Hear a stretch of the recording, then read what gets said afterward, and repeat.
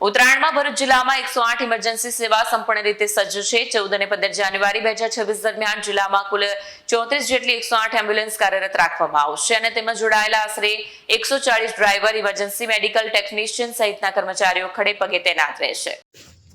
ઉત્તરાયણના તહેવાર દરમિયાન વધતી ઇમરજન્સી પરિસ્થિતિઓને પહોંચી વળવા ભરૂચ જિલ્લામાં 108 ઇમરજન્સી મેડિકલ સર્વિસ દ્વારા વિશેષ તૈયારીઓ કરવામાં આવી છે।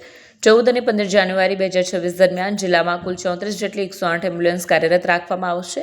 તેમાં જોડાયેલા આશરે 140 ડ્રાઈવર, ઇમરજન્સી મેડિકલ ટેકનિશિયન સહિતના કર્મચારીઓ ખડે પગે તૈનાત રહેશે। ભરૂચ 108 સેવા દ્વારા ઝડપી પ્રતિસાદ અને સમયસર સારવાર પહોંચાડવા સંપૂર્ણ આયોજન કરવામાં આવ્યું છે। 108 ઇમરજન્સી મેડિકલ સર્વિસ દ્વારા તમામ નાગરિકોને સલામતી માર્ગદર્શિકાનું પાલન કરીને જવાબદારીપૂર્વક ઉત્તરાયણ ઉજવવાની અપીલ કરવામાં આવી છે। કોઈપણ તાત્કાલિક પરિસ્થિતિમાં વિલંબ કર્યા વગર 108 પર સંપર્ક કરવા જણાવાયું છે, જેથી ઉત્તરાયણનો તહેવાર સૌ માટે સુરક્ષિત અને આનંદમય બની રહે। Dhaval Parekh, program manager 108 emergency service Bharuch. આવનારા 2 દિવસની અંદર આપણે ગુજરાતમાં ઉત્તરાયણના તહેવારને ઉજવવા માટે થનગનાટ કરી રહ્યા છે। ગુજરાતમાં 2 દિવસ એટલે કે 14મી તારીખ અને 15મી તારીખ એમ 2 દિવસ ઉત્તરાયણનો તહેવાર ઉજવવામાં આવે છે।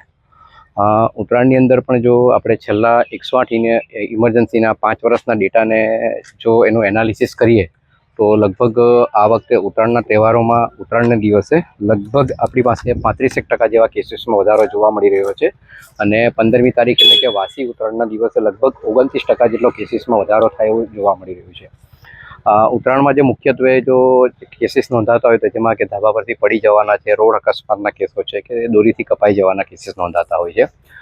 મુખ્યત્વે જો આપણે ભરૂચ જિલ્લાની વાત કરીએ તો ભરૂચની અંદર જે છેલ્લા 5 વર્ષના ડેટાને અનુસંધાનમાં જો આપણે વાત કરીએ તો નોર્મલી દિવસોમાં લગભગ 97 જેટલા કેસીસ આપણી 108 એમ્બ્યુલન્સ દ્વારા નોંધાતા હોય છે, પણ જે પાછલા ડેટાના અનુસંધાનમાં જોઈએ તો લગભગ આ વખતે 14મી જાન્યુઆરી એટલે કે ઉત્તરાયણના દિવસે લગભગ એની અંદર 3 થી 4% જેટલો વધારો થશે, પણ વાસી ઉત્તરાયણના દિવસે લગભગ એની અંદર આપણે જોવા જઈએ તો 24% એટલે કે લગભગ 121 થી 122 જેવા કેસીસ નોંધાવાની શક્યતા દેખાઈ રહી છે।